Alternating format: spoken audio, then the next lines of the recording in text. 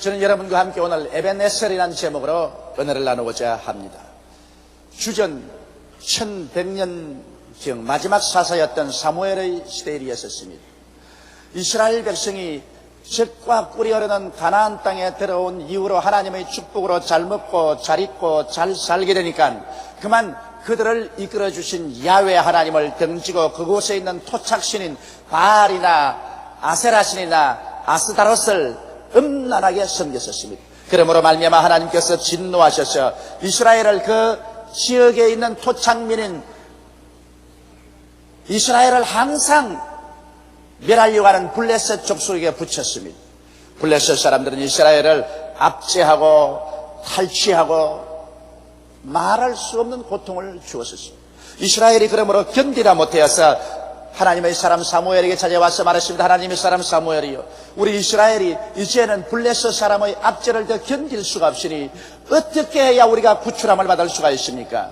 그럴 때 사무엘은 단호하게 하나님 말씀을 그들에게 전해주셨습니다. 너희가 진심으로 야훼께 돌아오려거든 이방신들과 아스타롯을 너희 중에 제하고 너희 마음을 야훼께 향하여 그만 섬기라. 너희를 블레셋 사람의 손에서 건져내리라. 그래서 이 말을 듣고 이스라엘 사람들은 모두 다 각자 집에 가서 가정제단을 회파하고 그들의 가운데 바알신과 아세라 신상이나 아스다롯을 다 취하였습니다. 그러자 사무엘이 온 이스라엘 백성들을 불러서 미스바로 모이게 했습니다. 이스라엘 백성이 전부 미스바로 모이자 그들은 물을 길러서 하나님 앞에 뿌리고 금식하며 통회하고 자복했습니다. 하나님이여, 우리는 하나님 앞에 범죄했습니다. 유일하신 야훼 하나님을 저버리고 우상과 사신을 섬김으로 우리 자신과 이 땅을 더럽혔으니 우리를 용서하여 주시옵소서. 통곡 소리가 하늘에 진동했었습니다. 그리고 하나님의 영광이 이스라엘 속에 가득했습니다. 거대한 미스바의 대회개 운동과 부흥 운동이 일어났었습니다.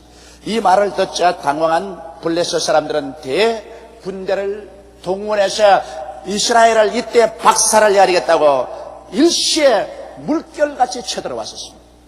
갑자기 블레셋의 침공을 받은 이스라엘 백성들은 갈팡질팡했습니다. 그들은 말하기를 사무엘이여, 우리를 위해서 야훼 하나님께 끝없이 계속해서 부르시어 기도하여 하나님이 우리를 구출하게 하여 주옵소서.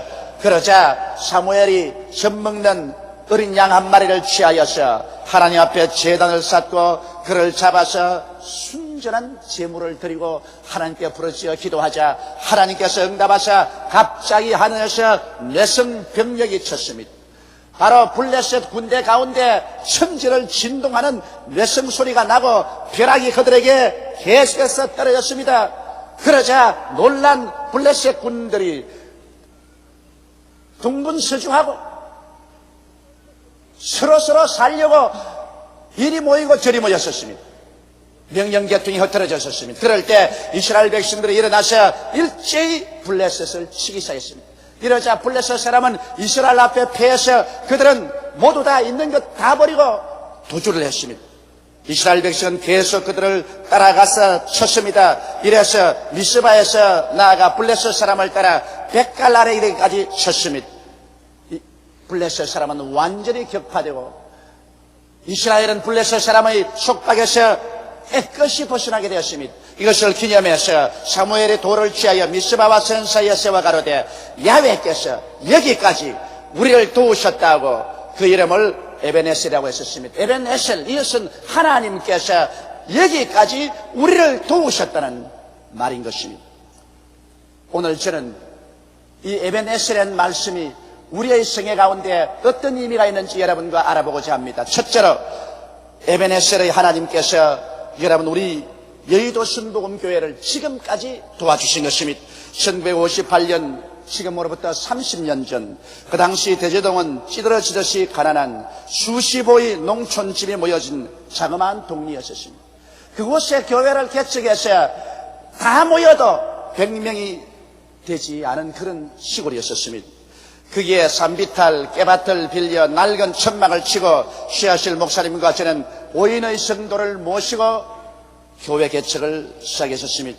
우리들은 금식하고 통회하고 자복하며 사람들에게 성령을 받으라고 외쳤었습니다. 예수 그리스도는 어제나 오늘이나 영원토록 동일하다고 외쳤었습니다. 그러자 수많은 사람들이 우리 복음을 들었었습니다. 가난하고 헐벗고 병들고 귀신 들리고 절망에 처한 자들이 서울 시내에서조차 우리에게 찾아왔었습니다. 그래서 저는 정말 많은 하나님의 기사와 이적을 보았었습니다. 많은 사람들이 회개하고 자복하며 성령 충만히 받고 귀신이 소리치며 나가고 많은 절름발이와 안전뱅이가 나왔었습니다. 하루는 추운 겨울날 제가 천막교회에 기도하러 들어가니까 강단 옆에 거지 어린아이 하나가 쭈그리고 앉았었습니다. 나이가 12-13살쯤 되었었습니다. 그래서 내가 물었습니다. 너는 어떻게 왔어? 이 추운 겨울날 강단 옆에 와서 쭈그리고 앉았냐? 그는 옷도 다 떨어진 옷을 입었고 신발도 좋은 신발을 신지 않았었습니다. 그리고 추위에 떨고 있었습니다. 몰골이 많이 아니었습니다. 그러니까 그가 떨면서 내게 말했습니다. 나는 이곳에 조용기 목사를 만나러 왔습니다. 좀 만나게 해주십시오. 내가 바로 조용기 목사를 피급을 하고 좋아합니다. 그런데 보니까 안전뱅이입니다. 전혀 일어나지를 못합니다. 두 무릎이 이렇게 굳어져 있었습니다. 왜 왔느냐? 제가 서울 시내에서 동량을 하고 있는데 어떤 사람이 제게 전도지 한 장을 주시면서 하신 말씀이 너 이렇게 한평생 안전뱅이로 거지가 되어서 동량하지 말고 저 불광동 버스 종점에 내려서 대저동 산비탈로 내려가면 거기에 조그마한 천막교회가 있다. 그곳에 가면 주의 종이 설교를 하는데 그곳에는 안전뱅이 절름발이도 낫는다고 하더라. 그러므로 너가 그곳에 가서 팔자를 고쳐라. 이 말을 듣고 그는 사정사정을 해서 버스를 타고 불광동에 와서 하루 종일 기어가지고서 대저동 우리 교회 왔을 때는 이미 밤이 깊었습니다. 그래서 굶주린 배를 움켜쥐고서 조용기 목사 만나려고 기다리고 있습니다.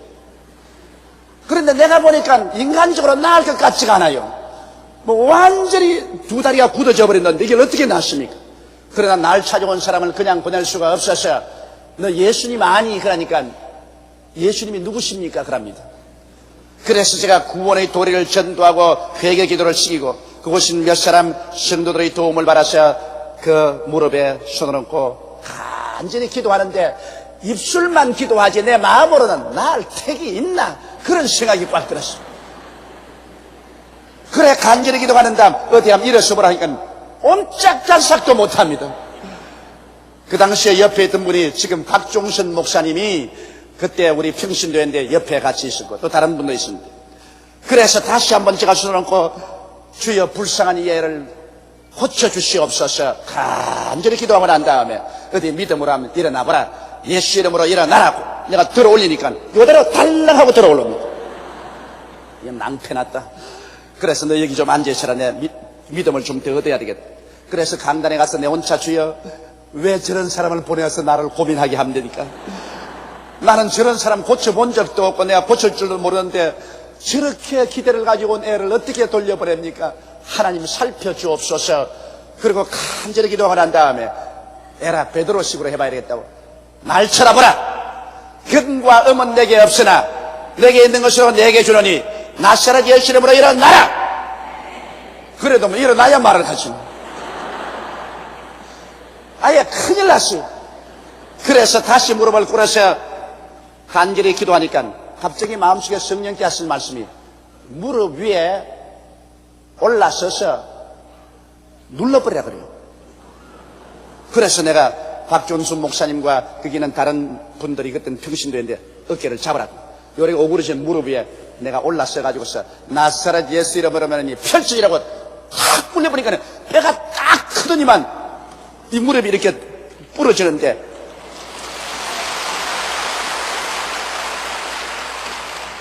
개가 고함을 치기를 와이고 사람 죽이네. 그 웃을 일이 아니에요. 그러고 난 다음 애를 들어보니까 무릎이 떨어져서 덜렁덜렁 이러고 있어요. 이게 이제 병 고침이 아니라 감옥에 들어가게 됐어요. 잘못하다가는.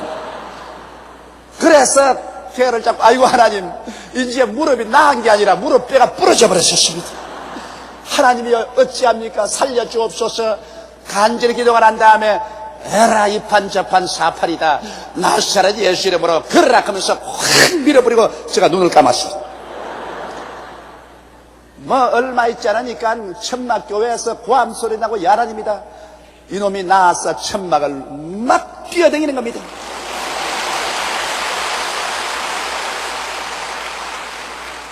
제가 지금까지 30년 목회 중에 안진뱅이는 오직 그 한 사람밖에 일으킨 적이 없습니다만 제가 본 중에 최대의 기적이었습니다.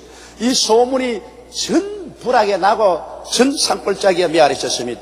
그래서 그때부터 시작하여 교회는 무섭게 부흥발전하여 1961년도에는 500명이 모이는 교회가 되었고, 그리고 하나님께서 계속 축복해 주었습니다. 그러나 1961년에 하나님이 뜻이 계셔서 그곳 교회를 사임하고 저는 존 허스턴 목사님과 최 목사님과 함께 제2의 개척을 하기 위해서 세레몬 네거리로 나오게 된 것입니다. 세레몬 네거리에 나와서 복음을 전가할 때 주위에 있는 수많은 교회들이 우리에게 많은 핍박을 가했었습니다. 많은 교파의 목사님들이 제가 그곳에 오는 것을 원치 않았었습니다. 그러나 그 많은 시험과 환난 중에도 교회는 눈부시게 성장하고 발전했었습니다. 1974년 우리가 여의도로 나올 때 벌써 그곳에 있는 교인 수는 등록 교인 18,000명이 넘었었습니다. 하나님께서 뜻이 계셔서 이제 여의도에 나오라고 하실 때, 그때 우리들이 여의도에 나와보니 허벌판 모래 언덕에 아무런 시설도 없었습니다. 여기는 버스 노선도 없었습니다.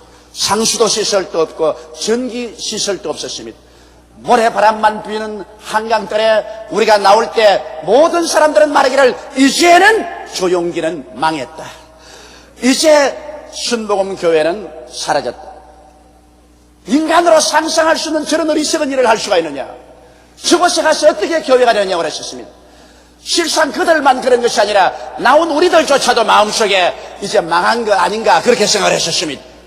그런데도 불구하고 에베네셀의 하나님께서 우리를 도와주셔서 우리가 여의도에 제일 처음 들어오고 난 이후에 상수도 시설이 되고 전기가 들어오고 비로소 버스 노선이 개설되고 된 것입니다. 여의도에서는 우리 교회가 제일 처음 들어왔었습니다. 이렇게 해서 하나님의 축복으로 말미암아 1988년 오늘에 와서는 50만 성도를 옹기하는 세계 명실공히 최대 교회가 되고 말한 것입니다. 저는 1988년 이제 우리 한국이 24차 세계올림픽 대회를 초치하고 온 한국이 흥분의 도가니에 떠 있을 때 저희 영혼 속에 외치는 음성이 있습니다. 하나님, 우리 여의도 순복음교회는 이제 여기서 어디로 가야 되는 것입니까? 우리는 포화 상태가 되고 말하셨습니다. 이 이상도 우리는 이 자리에서 발전할 수가 없습니다. 하나님이여, 이 자리에서 이제 우리는 주저앉아 버릴까요? 이제 이것으로 만족하고 더 이상 꿈과 환상을 갖지 말까요? 에베네셀의 하나님이여, 우리는 어디를 가야 할까요? 저는 계속해서 하나님께 그러한 부르짖음의 기도가 있었습니다. 그러자 하나님께서 저희 영혼 속에 매일같이 메아리치며 주는 음성이 있습니다. 이것을 제가 두 번째로 여러분께 말씀드리고자 하는 것입니다. 하나님이 제게 주시는 메시지는 바로 이것인 것입니다. 시편 81편 10절인 말씀, 내 입을 넓게 열라 내가 채우리라. 하나님께서 이스라엘 백성을 애굽에서 인도해내어서 이스라엘 백성을 적과 꿀이라는 가나안 땅에 데리고 와서 가나안의 모든 족속을 다 내어 쫓으라고 했는데 가나안의 모든 족속을 다 내어 쫓지 않고 그들과 타협했었습니다. 그때 하나님께서 이스라엘 백성들에게 말했습니다. 내 입을 넓게 열고 믿음으로 계속 전진하면 이 땅을 다 내게 줄 것인데 왜 너희가 내 말을 듣지 않냐 탄식하셨습니다. 바로 하나님은 그 말씀을 제게 계속하셨습니다. 자나깨나 저희 가슴 속에 메아리쳐 들려오는 음성은 조용히 내 입을 넓게 열라 내가 채우리라. 너가 채우는 것이 아니라 내가 채우리라. 이 자리에서 앉지 말고 내 입을 넓게 열라. 저희 마음속은 불안했었습니다. 에베소서 3장 20절로 21절의 말씀도 계속해서 내 영혼을 강타합니다. 우리 가운데 역사하시는 능력대로 우리의 온갖 구하는 것이나 생각하는 것에 더 넘치도록 능히 하실 이에게 교회 안에서와 그리스도 예수 안에서 영광이 대대무궁하기를 원하노라. 그러므로 너희 온갖 구하는 것이나 생각하는 것에 하나님은 더 넘치도록 능히 하시기를 원하니 하나님의 음성에 귀를 기울이라. 하나님이 무슨 말씀을 하시기를 원하나이까? 하나님이 이사야서 54장 2절로 3절을 말씀하십니다. 내 장막들을 넓히며 내 처소의 휘장을 아끼지 말고 널리 펴되 너희 줄을 길게 하며 너희 말뚝을 견고히 할지어다. 이는 내가 좌우로 퍼지며 내 자손은 열방을 얻으며 황폐한 성읍들로 사람 살 곳이 되게 할 것입니다. 여러분, 나는 이 자리에서 내가 하나님을 두려워할 것이냐, 사람을 두려워할 것이냐, 환경을 두려워할 것이냐, 둘 중에 하나를 선택할 수밖에 없습니다. 여러분도 저와 함께 하나님을 두려워할 것이냐, 사람과 환경을 두려워할 것이냐, 둘 중에 하나를 선택해야 되는 것입니다. 여러분, 하나님을 두려워하면 반드시 하나님을 순종하게 됩니다. 사람을 두려워하게 되면 하나님의 얼굴을 피하게 됩니다. 아브라함은 하나님을 두려워했었습니다. 아브라함은 하나님을 사랑하고 존경할 뿐 아니라 그 무엇보다도 하나님을 두려워했었습니다. 그렇기 때문에 100세 낳은 아들을 모리아 산에 데리고 와서 잡아서 각을 떠서 불로 태워 번제로 데려갈 때 그는 두말하지 않고 하나님께 순종한 것은 아브라함은 하나님을 두려워했기 때문인 것입니다. 하나님의 명령을 그는 거역할 수가 없었습니다. 순종해서 그 아들을 데리고 모리아 산에 와서 그 아들을 묶어 장작 위에 얹어놓고 잡으려고 할 때 비로소 하나님께서 아브라함에게 그 아들의 손대지 말라고 하시고 그 대신 산염소 한 마리를 넝쿨에 걸리게 해서 그를 잡아 제사로 드리게 하신 것입니다. 아브라함은 하나님을 두려워했기 때문에 순복했습니다. 그러나 여러분, 요나를 보십시오. 선지자 요나는 하나님 앞에 도망쳤습니다. 그는 사람을 두려워했었습니다. 왜냐하면 하나님께서 말씀하기를 원수 아수르의 나라 수도 니느웨가 회개하지 않으면 40일 이내에 하나님의 심판을 받아 멸망할 것이라고 했었습니다. 이 말을 듣는 이스라엘 사람들마다 박수를 쳤습니다. 왜냐하면 아수르는 계속해서 이스라엘 변경을 침략함으로 말미암아 한시도 평안하게 이스라엘이 살 수가 없었습니다. 아수르의 수도 니느웨가 하나님의 심판을 받아 40일 내에 멸망한다니 얼마나 좋은 소식입니까? 그런데 하나님께서는 요나에게 니느웨에 가서 회개하면 하나님의 심판을 내리지 않는다는 메시지를 전하라고 하는 것입니다. 만일 요나가 적국인 아수르의 수도 니느웨에 가서 니느웨를 구하기 위해서 회개 운동을 전개한다면 모든 이스라엘 사람이 민족 반역자라고 할 것인 것입니다. 그래서 요나는 하나님의 음성을 들었으나 하나님을 두려워하는 것보다도 백성들을 두려워했기 때문에 하나님의 낯을 피하여 도망을 치려고 다시스로 내려가서 배를 타고 도망을 쳤었습니다. 그러나 그는 하나님의 얼굴을 피할 수가 있습니까? 다시스로 가는 배가 큰 풍랑을 만났었습니다. 그래서 신원들이 모여서 알아본 결과에 요나가 하나님의 얼굴을 피해서 도망치는 것을 알고 그를 붙잡아 시중의 바닷물에 던졌습니다. 그는 물고기 뱃속에 들어가서 사흘낮 사흘밤을 고생하고 회개하고 난 다음에 비로소 물고기 뱃속에서 나와 니느웨에 가서 회개를 외쳤고 니느웨는 잿더미 위에서 회개하고 하나님의 심판을 면할 수가 있은 것입니다. 이와 같이 여러분, 하나님을 두려워하면 반드시 하나님의 명령에 순복하게 되지만은 사람을 두려워하면은 하나님의 얼굴을 피하게 되는 것입니다. 오늘 우리의 위치가 그것인 것입니다. 우리가 하나님을 두려워해서 하나님이 우리 여의도 순복음교회 명령하는 명령을 순종할 것이냐, 그렇지 않으면 환경과 사람을 두려워해서 하나님의 얼굴을 피해서 도망칠 것이냐, 둘 중에 하나를 선택할 수밖에 없습니다. 왜냐하면 에베네셀의 하나님은 지금도 우리를 돕고 계시기 때문인 것입니다. 그 증거로서 금년도에도 평균 매달마다 10,000명 이상의 새로운 신자가 우리 교회에 등록하고 있습니다. 우리 교회 조장, 구역장, 평신도 여러분이 얼마나 열심히 전도했던지 평균 10,000명 이상이 등록을 하고 있습니다. 1년에 12만 명 이상이 들어오는데 이 성도수를 어디에다 수용하려고 할 수 있겠습니까? 들어오는 그들을 들어오지 말라고 내쫓을 수 있단 말인 것입니까? 하나님께서는 계속해서 하늘 문을 여시고 성령의 비를 쏟아 부어주고 있으니 성령의 피가 쏟아지는데 받을 그릇도 우리가 준비하지 않고 포기하고 말 것인가요? 조국을 구원할 수 있는 역사가 계속되고 있습니다. 이러므로 우리가 함께 일어나서 우리는 계속해서 원수 마귀를 내어 쫓고 하나님의 사역을 이 땅과 세계에 이루는 여러분이 되시기를 주님 이름으로 축원합니다. 그러기 위해서는 우리의 장막들을 넓히며 우리의 처소의 휘장을 아끼지 말고 널리 펴되 우리 줄을 길게 하며 우리의 말뚝을 견고히 해야 되겠습니다. 주님 오시는 그날까지 우리는 열심히 일하다가 주님 오심을 마중해야 될 것인 것입니다. 그럼 셋째로 제가 여러분께 말씀하고 싶은 것은 하나님의 기념책에 기록된 인물에 대한 이야기인 것입니다. 여러분, 말세에는 수많은 배신자들과 타락한 사람들이 모여서 예수 믿는 것이 무슨 소용이 있느냐, 하나님 위해서 헌신하고 일한 것은 어리석은 일이라고 이렇게 기록할 것이라고 말하셨습니다. 말라기 3장 13절로 15절에 여호와가 이르노라, 너희가 완악한 말로 나를 대적하고도 이러기를 우리가 무슨 말로 주를 대적하였나이까 하는도다. 이는 너희가 말하기를 하나님을 섬기는 것이 헛되니 만군의 여호와 앞에 그 명령을 지키며 슬프게 행하는 것이 무엇이 유익하뇨. 지금 우리는 교만한 자가 복되다 하며 악을 행하는 자가 장성하며 하나님을 시험하는 자가 화를 면한다 하노라 함이니라. 오늘날 안 믿는 사람이나 타락한 자나 배신자들이 이렇게 말을 하고 있는 것입니다. 그러므로 하나님 나라를 위해서 시간 들이고 몸 들이고 물질 들여 일하는 것은 어리석기 짝이 없는 일이라고 말하고 있는 것입니다. 그러나 이 말을 하나님께서 들으시고 이 말에 대한 대답을 하십니다. 하나님의 대답은 어디 있을까요? 바로 말라기 3장 16절로 18절에 기록되어 있습니다.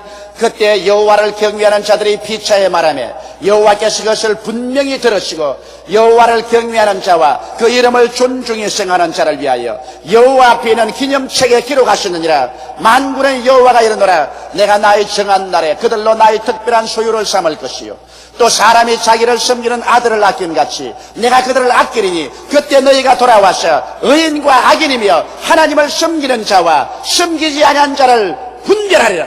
여기에서 하나님께서 저들의 질문에 대한 분명한 대답을 하신 것입니다.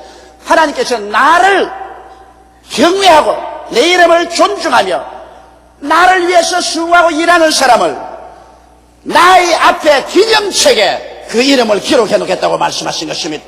여러분, 고넬료는 하나님 앞에 기도하고 전도하며 그는 구제를 많이 해서 하나님 앞에 기억한 바 되어서 하나님의 때가 오매 베드로를 불러서 구원의 도를 알리하시고 성령으로 채워주셨습니다.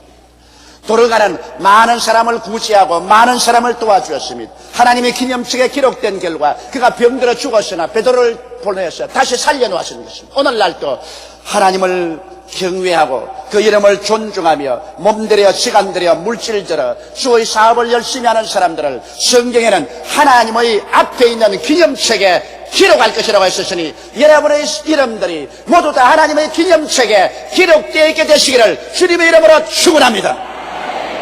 그리고 하나님께서 이 사람들을 하나님의 특별한 소유로 삼을 것이라고 말했습니다. 세계에 50억의 인구가 있지만은 하나님을 경외하고 하나님을 존중하는 이 사람들을 하나님께서 특별히 돌보시는 하나님의 특별한 소유로 삼을 것이요 자기를 섬기는 아들을 사람들도 아낌같이 하나님께서는 이러한 사람들을 친히 아낄 것이라고 말한 것입니다. 하나님께서 귀하게 여기고 아끼고 돌보실 것이라고 말했습니다. 이래서 현재 사람들은 예수 믿는 것이 무슨 소용이 있느냐, 하나님 위해서 시간 들이고 물질 들이고 돈 들이고 헌신하는 게 무슨 소용이 나지만은 때를 기다리라.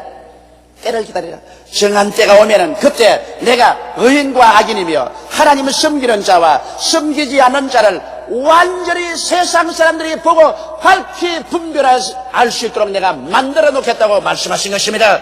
이러므로 하나님은 주무시는 하나님이 아니십니다. 하나님은 멀리 여행 가보신 하나님이 아니신 것입니다. 하나님께서 여러분과 저에게 이 땅에 그리스도의 복음을 전하라는 사명을 주신 것입니다. 천사들에게 이 사명을 주셨다면 이미 천사들이 다 이루어 놓았을 것입니다. 그러나 하나님은 천사에게 이 사명을 주지 않고 여러분과 저 사람에게 주어서 우리가 함께 이 세상을 구원하는 일에 동참하게 만들어 주신 것입니다. 그리고 하나님께서는 하나님을 경외하고 그 이름을 존중하는 사람들을 우리 하나님께서 결단코 잊지 아니하시고 금세와 내세 특별한 소유를 삼고 특별히 아끼며 주님께서 만인간이 보는 앞에서 은총과 축복을 베풀어 주겠다고 약속하신 것입니다. 한국은 이제 올림픽의 상승기를 타고 세계를 향하여 뻗어나가려고 하고 있습니다. 세계가 한국으로, 한국이 세계로 한 캐치프레이즈가 온 우리 한국 사람의 심금을 울리고 있는 것입니다. 이때 우리도 더욱 힘을 얻고 일어나 조국을 복음화하고 그 여세로 온 세계로 땅끝까지 나가서 복음을 전거해야만 될 것인 것입니다. 우리 주 예수님이 재림하시는 그 순간까지 우리는 주님을 위하여 그 나라를 위하여 일하고 또 일해야 됩니다. 어떠한 사람이 제게 와서 말씀하기를 예수님 오실 날이 가까워왔는데 무엇 때문에 교회는 또 확장하고 무엇 때문에 교회 교육관은 더 세울 필요가 있냐고 말하셨습니다. 이것은 어리석기 짝이 없는 말인 것입니다. 예수님이 내일 오실지라도 오늘 우리는 우리의 임무를 다해야만 되는 것입니다. 우리는 일하다가 성천해야지 놀다가 성천해서는 안 되는 것입니다. 한 사람의 영혼이라도 더 많이 구원하기 위해서 우리는 기도하고 노력하고 물질 들이고 일하다가 주께 쏘시는 날 기쁘게 주님을 맞이하려 올라가는 우리들이 되어야 되겠습니다. 오늘날 하나님께서 우리 여의도 순복음교회를 기독교 역사상 최대의 교회로 세운 것은 아버지의 뜻과 섭리가 계시기 때문인 것입니다. 우리를 통해서 우리 조국을 구원하고 이제 아시아 태평양 시대에 온 동남 동부화를 복음으로서 석권하는 사명을 우리에게 주었은즉 하나님께서 이를 위해서 우리에게 매달마다 10,000명 이상의 새로운 결신자를 보내시고 성령의 비를 계속 부을 동안에 우리는 입을 넓게 열며 우리는 하나님의 역사를 받아들일 수 있는 자세를 갖게 되시기를 여러분 예수 이름으로 축원합니다. 우리 다 같이 고개 숙여 기도드리겠습니다. 전능하시고 거룩하신 우리 아버지 하나님, 웬 말인지 웬일인지 하나님이 우리를 택해서 여의도 순복음교회에 보내주시고 이 교회를 통해서 우리 조국과 민족을 구원하고 온 아시아 태평양 일대를 그리스도의 복음으로 역사하도록 만들어주신 것을 생각할 때 떨리고 감사하기 말로 다 할 수가 없습니다. 하나님 아버지, 이것은 우리가 작정한 것이 아니요 우리가 택한 길도 아닙니다. 웬 말인지 웬일인지 하나님의 절대 주권적인 의지 속에서 하나님이 그렇게 결정하고 택해 주셨기 때문에 우리는 이와 같이 눈부신 성장과 발전을 하고 있습니다. 하나님께서 또다시 우리를 신뢰하시고 우리를 보시고 내 장막틀을 넓히며 내 휘장을 아낌없이 넓게 펴라고 말씀하시니 우리 아버지 우리 성도들을 도와주시고 또 주의 종된 저를 도와주셔서 하나님이 우리에게 내리신 그 명령을 그대로 실천할 수 있게 도와주시옵소서.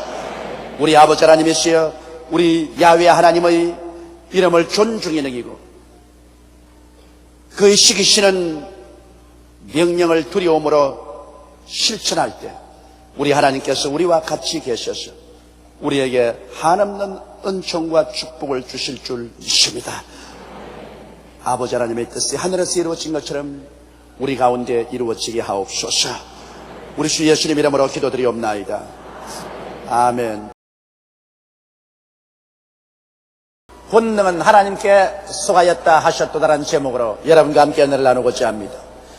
우리들이 7년 동안 그렇게도 고대하고 준비하며 기도하던 올림픽이 이제 그 달아오르는 열기 속에 기어코 시작되고 말았습니다. 동서양을 막론한 약 160개국에서 13,000여 명의 선수들이 각각 자기 나라의 명예를 걸고 혼신의 힘을 다해 앞으로 16해 동안 서울의 하늘 아래서 정정당당히 힘과 길을 겨루게 되었습니다. 우리 4,200만 동포들도 이 16일간은 흥분과 기쁨 속에 시간 가는 줄 모르고 올림픽 소식에 이목을 집중하고 지나게 되었습니다. 그러나 16일이 지나고 나면 올림픽의 역사적 잔치도 마치 썰물이 밀려가듯 서울 하늘 밑에서 밀려가고 우리는 또다시 올림픽이 우리에게 갖다 준 역사적인 의미를 되짚어보는 시간을 갖게 될 것입니다. 올림픽이 지나고 그것이 우리 한국에 남기는 발자취는 도대체 무엇일까요? 그것은 사상 최대 다수의 국가 선수들이 모인 대회였고 또한 동서가 이념과 주의와 종교와 적대감을 초월해서 대화의 대장을 마련했다는 것은 정말 역사적으로 기록에 남을 것입니다. 또한 그것은 오랜 세월 동안 부정적인 시각과 모리에 속에 파묻혔던 한국이 찬란하게 세계 무대에 데뷔하고 소개되는, 그래서 세계가 한국으로, 한국이 세계로 나아가는 기회가 되었다는 것은 잊을 수 없는 하나의 아름다운 장면입니다. 그것은 한국민의 가슴 속에 조국에 대한 자랑스러움과 애국심을 불러일으키고 한국민된 자부심을 갖게 해준 위대한 사건이며, 그것은 또한 한국민으로 하여금 세계와 역사 속에서 오랫동안 자기 설 곳을 찾지 못하고 방황하던 우리가 이제는 자기의 설 곳을 발견하고 자기의 존재를 확인시켜준 확실한 동기가 된 것은 참으로 아름다운 것입니다. 그러나 이 모든 좋은 일들 속에 우리가 참으로 조심하지 않으면 안 될 일이 있습니다. 그것이 이렇게 좋은 일을 체험하고 그만 우리 마음이 들떠서 우리 스스로가 하나님 없는 바벨탑을 쌓을까 두려운 것입니다. 만일 우리 국가와 민족이 오늘의 이 성취에 취하여 이 은혜를 내려주신 하나님 중심에 떠나 인본주의적으로 날뛰며 스스로 고만하여 하나님을 잃어버린다면 우리들은 이 영광스러운 올림픽을 갖지 않으면 못할 것입니다. 왜냐하면 사람이 온 천하를 다 얻고도 하나님을 잃어버리면 자기 생애 속에 아무런 유익도 남는 것이 없기 때문인 것입니다. 우리 성도들은 말할 것도 없고 우리 나라와 민족은 모두 다 합쳐서 이 경사스러운 잔치를 주신 만군의 야훼 하나님께 찬양과 감사와 존귀와 영광을 돌려야만 할 것입니다. 그러므로 오늘 우리는 겸허히 하나님 앞에서 우리는 과연 누구인가를 절실히 알고 올림픽이 끝나고 난 다음에 우리 나라와 민족을 위해서 세계 앞에서 나아가는 우리들이 되어야 될 것입니다. 첫째로 우리가 깊이 마음속에 깨달아야 할 것은 주인과 종의 관계인 것입니다. 여러분, 창세기 1장 1절부터 펼쳐보면 하나님이 태초에 천지를 지었었습니다. 하나님의 그 장엄하신 능력으로 하나님께서 이 빛을 지으시고 궁창을 지으셨으며 바다가 한 곳으로 모이고 육지가 드러나고 삼라만상이 생겨나게 하셨습니다. 해와 달과 별들도 하나님이 지으셨고 하늘의 새들과 물고기도 하나님이 지으셨고 가지 곤충과 짐승들도 하나님이 지으셨습니다. 하나님 마지막에 하나님의 형상과 모양대로 사람을 만들고 동쪽 에덴을 지으셔서 보기에도 아름답고 먹기에도 좋은 실과가 나게 하시고 그곳에 아담과 하와를 주어서 그곳에서 아담과 하와가 동산을 가꾸며 지키게 하셨습니다. 하나님이 아담과 하와에게 말씀하기를 동산의 모든 실과는 다 먹되 중앙에 있는 선악을 하는 실과는 먹지 마라. 먹는 날에는 너희가 반드시 죽으리라고 말씀하셨습니다. 그것은 왜 그렇게 하셨을까요? 여러분, 천지의 주인은 하나님이십니다. 여러분, 아담과 하와는 하나님을 섬기기 위한 종으로서 지음을 받은 것입니다. 우리 사람들이 우주의 주인이 아닙니다. 우주의 주인은 하나님이고 사람은 하나님을 섬기는 종으로 지음을 받은 것입니다. 그러므로 여러분, 주인과 선악과의 문제는 중요합니다. 하나님께서 왜 구태여 선악과를 두었냐고 묻는 사람이 있지만 이것은 중대한 문제인 것은 선악은 주인만이 판단할 수 있습니다. 주인만이 이것은 좋다, 이것은 나쁘다고 결정하라고. 주인이 결정하면 종은 하나님, 주인이 좋다면 좋은 것을 따라가고 주인이 나쁘다면 그것을 안 하는 것입니다. 종은 선악을 판단할 권한이 없습니다. 종이 만일 일어나서 이것이 좋다, 이것이 나쁘다고 결정을 내린다면 그건 종이 아니라 주인이 되어버리고 마는 것입니다. 그렇기 때문에 하나님께서는 사람이 하나님을 섬기는 종으로서 남을 것이냐, 하나님을 배반하고 자기도 주인 행세하러 나와서 하나님과 대적할 것이냐, 이것을 시험해 보시기 위해서 동산 중앙에 선악을 하는 실과를 주신 것입니다. 여러분, 아담이 스스로 선악을 결정하려고 하면 그는 이제 주인이요 종이 아닌 것입니다. 그러므로 마귀는 와서 아담과 하와를 꿰어서 말했습니다. 너 하나님의 종으로 있지 말고 하나님과 대등한 주인이 되라. 너가 선악과를 따먹고 너도 좋다 나쁘다를 스스로 결정하고 하나님의 좋다 나쁘다 결정하는 것에 순복하는 종은 되지 마라. 그렇게 꿰었습니다. 이래서 아담과 하와는 그 꾀임에 빠져서 선악과를 따먹고 자기도 스스로 인생을 이제 하나님께 독립해서 무엇이 좋고 무엇이 나쁜 것을 결정하고 이제는 주인이 되겠다고 선포해버리고 말한 것입니다. 에덴 동산에서 스스로 주인 된 것을 선포한 아담과 하와를 하나님께서는 그대로 남겨줄 수가 없습니다. 왜냐하면 이제 갑자기 주인이 둘 생겼습니다. 천지를 지은 하나님이 유일한 주인인데 그게 대등하겠다고 나와서 하나님의 선악 판단에 반대되는 자기 멋대로 선악을 판단할 새로운 주인이 생겼으니 이 새로운 주인을 그곳에 둘 수가 없습니다. 그래서 하나님이 아담과 하와를 내어 쫓고 말한 것입니다. 하나님께 내어 쫓긴 아담과 하와는 헛수압이 주인이었습니다. 자기는 주인이라고 생각하고 이젠 자기 멋대로 선악을 판단하고 결정을 내리지만은 실상은 마귀의 종이요, 죄의 종이요, 절망의 종이요, 저주의 종이요, 실망의 종이요, 종국적으로 죽음의 종이었습니다. 여러분, 주인은 모든 것을 책임져야 하는데 아담은 하나님을 떠나 주인이 되었으나 주인 행세를 할 능력이 없었습니다. 그는 모든 문제를 해결할 능력도 없는 허수아비 주인에 불과했었습니다. 오늘 두 번째로 여러분과 제가 깊이 알아보고 싶은 것은 가인과 아벨의 생입니다. 아담과 하와가 에덴에서 쫓겨나고 난 다음에 그들은 뼈저리게 하나님을 배반한 죄를 느꼈었습니다. 하나님께서는 아담과 하와에게 이제 하나님을 만나러 오거든 하나님의 결정대로 제단을 쌓고 어린 양을 잡아 피를 흘리고 그 살코기와 기름으로서 하나님께 제사를 드리고 나오라고 그랬었습니다. 하나님의 선악 판단이 그게 결정된 것입니다. 그를 통하지 않고는 사람의 생각으로 어떤 제단을 쌓아도 하나님은 만나주지 않겠다고 하셨습니다. 이래서 하나님은 이것을 아담이 가르쳤고 아담은 가인과 아벨에게 잘 교훈하여 가르쳤었습니다. 가인과 아벨은 이 사실을 잘 알았었습니다. 그런데 이제 세월이 흘러서 가인도 생활을 따로 해나가고 아벨도 따로 나가셨습니다. 그런데 제사 드릴 때가 왔습니다. 그런데 우리 아벨을 보십시다. 이 아벨은 하나님을 절대 주인으로 모시고 섬기는 아름다운 성품을 가졌습니다. 아벨은 자기 스스로를 하나님의 종으로 내어놓고 하나님 앞에 완전히 순복한 사람이었습니다. 하나님이 선하다고 하면 선으로 알고 하나님이 악하다고 하면 악으로 알았었습니다. 그러므로 하나님의 명을 쫓아 하나님께서 선하시고 정한 대로 하나님 앞에 제단을 쌓고 그런 어린 양을 잡아 피를 흘리고 살코기와 기름을 가지고 하나님께 제사를 드리니 하나님이 기쁘게 바라셨습니다. 왜냐하면 아벨은 하나님이 선하다고 결정한 대로 따라한 충실한 종이었었습니다. 그는 주인이 되겠다고 자기 마음대로 결정하지 않았었습니다. 그래서 하나님께서는 결과적으로 이 아벨의 믿음을 보시고 하나님은 의롭다고称하시고 하나님은 그 제물을 받으셨습니다. 옛날에는 제물을 받을 때 하늘에서 불이 내려와서 그 제물을 태웠는데 아벨의 제물을 하나님께서 불로서 태워주셨습니다. 그러나 가인을 보십시다.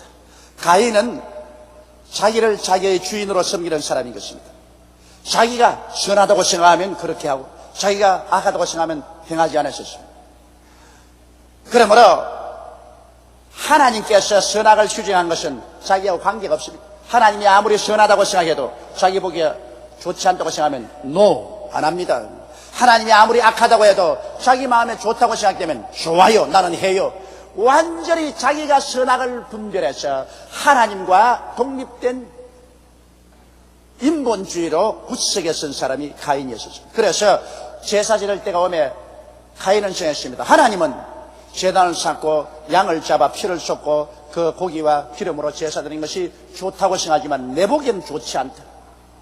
내가 뭐 하나님 좋다는 것 따라갈 것이 뭐냐, 내 좋다는 것 해야지. 그래서 그는 제단을 쌓고 자기 보기에 좋은 것을 했습니다. 자기의 손으로 농사지은 곡식을 가지고 와서 제단에 제물을 얹어놓고 하나님, 내 보기에는 어린 양을 잡아서 제물 드리는 것보다는 곡식단을 얹고 제물 드리는 것이 더 좋으니 내 좋은 대로 따라 하십시오. 이제는 가인은 자기가 종이 아니라 주인 노릇하려고 하는 것입니다. 하나님을 오히려 종으로 삼으려고 하는 것입니다. 하나님은 회심하게 느끼셨습니다. 그래서 하나님께서는 가인의 제물은 돌보지 않으셨습니다. 가인과는 하나님께서 관계를 맺지 않으려고 했습니다. 가인은 마음에 몹시 화가 났지만은 하나님께서는 가인을 인정하지 않으셨습니다. 왜냐하면 가인은 스스로 하나님을 떠나서 자기가 주인 노릇하고 있기 때문에 자기 스스로 주인된 사람과 하나님은 관계할 수가 없습니다. 왜냐하면 우주에는 오직 한 분 주인밖에 용납할 수 없습니다. 천지를 지으신 야훼 하나님 한 분만이 주인인 것입니다. 그 외에 모든 것은 하나님께 순종하는 종으로 남아야 됩니다. 어떠한 사람도 하나님과 대등해서 주인이 되려고 하는 그 오만하고 교만한 행실은 절대로 하지 말아야 되는 것입니다. 그런데 비참하게도 오늘날 세계에 사는 모든 인류는 거의 전부 가인의 후예들인 것입니다. 동시양을 막론하고 가인의 후예로서 사람들은 살고 있습니다. 그들은 하나님에게 무관심하고 인간이 스스로 주인 노릇을 하고 살고 있는 것입니다. 그러나 하나님을 떠난 인간은 허수아비 주인입니다. 왜냐하면 인간이 주인 노릇한다고 하면서도 실제로 주인이 아닙니다. 죄악의 노예가 되어서 죄의 목걸이에 묶여서 죄가 끄는 대로 이리저리 끌려다니는 것입니다. 그리고 이 세상 어디에서 와서 왜 삶이 어디로 가는지도 모르고 허무와 무의미의 노예가 되어서 텅 빈 가슴을 안고 사는 허수아비 주인입니다. 그리고 죽음과 지옥의 영원한 절망의 노예입니다. 죽음이 다가와도 그것 보고 물러가라고 말할 줄 모르는 주인, 그리고 영원한 불과 유황으로 떨어져도 그 심판을 받고도 피할 수 없는 허수아비 주인인 것입니다. 그러므로 실제로 이 세상에서 하나님 떠나 스스로 주인 행세를 하지만은 이런 희망 없는 허수아비 주인 군상들에 불과한 것입니다. 이러한 주인이 여러분 주인이라고 한들 무슨 유익이 있으며 무슨 가치가 있겠습니까? 이러므로 오늘날 이 세상에 사는 모든 사람들은 마땅히 자기 위치가 어떤 것을 확실히 깨달아야만 되는 것입니다. 아담과 가인과 아벨과 같은 이 이야기를 통해서 하나님만이 유일하게 천지를 지으신 주인이십니다. 그 이외에 인간 모든 사람들은 하나님 주인 되신 하나님을 섬기기 위해서 태어났었으며 하나님이 정하신 선악을 따라서 우리가 사는 것이지 우리 마음대로 우리가 선하다 악하다 결정하고 살 처지지 못하는 것을 알아야 됩니다. 그러나 우리는 반역한 종들입니다. 주인을 떠나서 반역한 종들입니다. 그러므로 하나님께서는 이 배반의 죄에 대해서 비참하게 심판하십니다. 여러분, 우리가 사는 세계는 심판받습니다. 우리가 사는 이 세계 인류들은 한 정한 때에 하나님께 심판받습니다. 성경은 말하기를 땅이 흔들리고 흔들리며 신망같이 흔들리고 새들은 다 날아가 버리고 그곳에 있는 사람들은 다 초계와 같이 불탈 것이라고 말하셨습니다. 베드로는 말하기를 하늘이 큰 소리로 떠나가고 땅이 열렬한 불에 녹아지느니와 우리는 의에 거하는 새하늘과 새 땅을 바라본다고 말한 것입니다. 이러므로 이 땅에는 반드시 심판이 옵니다. 하나님을 떠난 이 반역한 종들에게 하나님께서는 반드시 심판하십니다. 하나님께서는 절대로 반역한 허수아비 주인들이 이 세상의 주인 노릇하고 살도록 허락하지는 않습니다. 그렇기 때문에 인류의 역사는 심판하에 있고 이 세상에 사는 모든 인간은 어느 순간에 하나님 앞에 반드시 서서 심판을 받아야 되는 것입니다. 그러므로 두려워하는 자들과 믿지 않은 자들과 살인자들과 행음자들과 술객들과 모든 거짓말하는 자들은 불과 유황으로 타는 못에 참여하리니 이것이 둘째 사망이라고 말한 것입니다. 이러기 때문에 여러분, 사람이 온 천하를 다 얻고도 자기 목숨 하나 잃으면 무엇이 유익하리요? 사람이 자기 목숨과 무엇과 바우겠냐고 예수께서 말씀하셨습니다. 이러므로 우리들은 이제 이 절망적인 상황 속에서 살 길을 찾아야 되는데 우리의 살 길은 어딜까요? 모든 사람이 반역의 죄를 범하였음에 하나님의 영광에 이르지 못합니다. 죄를 지은 영혼은 죽으리라고 하나님 말씀하셨습니다. 그러므로 인류는 죽을 수밖에 없습니다. 심판받을 수밖에 없습니다. 불과 유황이 우리 입을 잔뜩 벌리고 온 세상 사람을 삼키려고 준비하고 있습니다. 역사의 마지막은 거대한 폭발로서 끝나기 위해서 지금 달려가고 있습니다. 이러한 절망적인 상황에 서 있는 인류가 구원받을 수 있는 길은 없습니까? 하나님께로 돌아갈 수 있는 길은 없습니까? 이 문제에 관해서 세 번째 제가 여러분께 말씀해드리고자 합니다. 여기에 희망이 있습니다. 지금으로부터 2000년 전 버림받은 인간을 구하시기 위해서 하나님께서는 그 아들 예수님을 보내신 것입니다. 하나님이 세상을 이처럼 사랑하사 독생자를 주셨으니 누구든지 저를 믿으면 멸망하지 않고 영생을 얻으라고 말씀한 것입니다.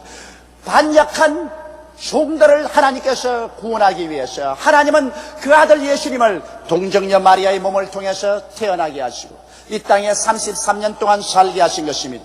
예수님은 이 땅에 오셔서 진실로 종된 삶을 살았었습니다. 성경은 빌립보서 2장 6절로 8절에 이와 같이 말하고 있습니다. 그는 근본 하나님의 본체시나 하나님과 동등됨을 취할 것으로 여기지 아니하시고 오히려 자기를 비어 종의 형체를 가져 사람들과 같이 되었고 사람의 모양으로 나타나셨음에 자기를 낮추시고 죽기까지 복종하셨으니 그 십자가에 죽으심이라. 여러분, 예수 그리스도의 생애는 절대 순종의 일생이었습니다. 그는 주인으로서 행세하지 않았습니다. 자기 마음대로 이것이 좋다, 이것이 나쁘다 결정하지 않았습니다. 하나님이 좋다고 결정한 것에 목숨을 바치고 순종했고 하나님이 나쁘다고 결정한 것은 절대로 따라가지 않았습니다. 예수님 말씀하시기를 내가 말한 것은 내가 하는 것이 아니라 내 안에서 하나님이 하시는 말씀이요 내가 행하는 것은 내가 행하는 것이 아니요 내 안에서 하나님이 행하는 것이라. 나는 아버지께서 행하는 것을 보지 않고 내 마음대로 아무것도 할 수 없다고 말씀하신 것입니다. 아버지 하나님께서 최후로 그 아들 예수님께 명하셔서 인류의 배반의 죄를 대신해서 십자가에 못 박여 죽으라고 말하셨습니다. 여러분, 그 누구가 십자가에 처참한 죽음 받기를 원합니까? 예수님께서는 겟세마네 동산에서 피땀이 흐르도록 기도하셨습니다.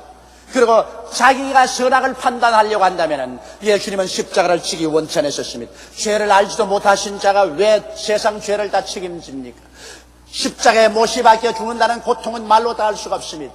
그러나 예수님께서는 자기가 원한다면, 자기가 스스로 주인 노릇을 한다면 그것을 피하고 주님께서 십자가를 걸으지 않았을 것인데, 예수님은 절대 종의 삶을 살았습니다. 내 뜻대로 마옵시고 아버지 뜻대로 하시옵소서. 아버지 보시기에 내가 십자가를 걸머지는 것이 좋으면 내가 그 십자가 걸머지겠습니다. 아버지 보시기에 십자가를 피하는 것이 나쁘면 내가 그 십자가를 피하지 않겠습니다. 예수님은 절대 종으로서 하나님의 말씀에 순종하여 십자가에 올라가셨습니다. 그래서 하나님께로부터 처참하게 매맞고 심판을 받았었습니다. 하늘과 땅 사이에 매달려 하나님께 버림받고 사람에게 배반당했었습니다. 그러나 성경은 우리에게 밝히 말씀하시기를, 저가 찔리면 우리 허물을 인하며 저가 상하면 우리 죄악을 인함이라. 저가 징계를 받음으로 우리가 평화를 누리고 저가 채찍에 맞음으로 우리가 나음을 입었도다. 우리는 다 어린 양같이 그릇 행하여 갔기 제 길로 갔거늘 야훼께서는 우리 무리의 죄악을 저에게 담당시겠다고 말씀하신 것입니다. 이래서 예수님은 이 반역의 죄를 대신 다 청산해 주시고 난 다음에 죽었다가 부활하심으로 이제는 온 세상 만민에게 구원의 길을 활짝 열어놓으신 것입니다. 죄를 짓고 불의하고 추악한 반역한 종들이 이제는 회개하고 나와서 하나님 앞에서 구원을 받을 수 있게 만들어놓은 것입니다. 허수아비 주인 노릇의 가면을 벗어버리고 진실로 하나님의 종으로서 회개하고 돌아와서 새 사람이 되고 구원을 받을 수 있는 길을 예수께서 열어놓으신 것입니다. 이러므로 여러분, 우리는 허수아비 주인 노릇한 죄를 회개해야만 되는 것입니다. 성경은 말씀하기를 회개하라, 천국이 가까이 왔다고 말한 것입니다. 우리가 스스로 인본주의에 서서 허수아비 주인 노릇을 하며 하나님 없어도 내 마음대로 살 수 있다고 생각하고 있다면 그런 그 길로 영원한 심판의 불길 속에 들어가고 말 것입니다. 그러나 자기의 잘못된 것을 깨닫고 회개하고 통회하고 잡아가고 허수아비 주인의 가면을 벗어버리고, 하나님이여 나는 주님 앞에 종에 불과합니다. 하나님 종으로서 주님 앞에 나옵니다. 내 스스로 선악을 분별하지 아니하고 하나님의 선악을 그대로 따라서 살겠습니다. 그리고 날 대신하여 심판받으신 예수를 구주로 모시드립니다. 그 십자가의 피로 나를 씻어 주시옵소서.